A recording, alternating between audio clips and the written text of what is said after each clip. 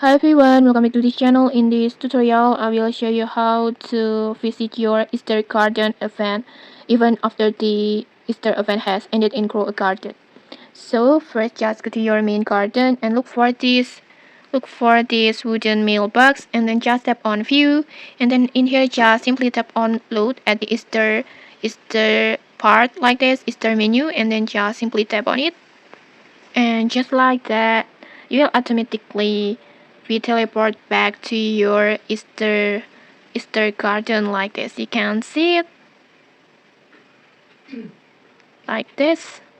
So in here you can give plant your Easter plant and then harvest your Easter plant on here.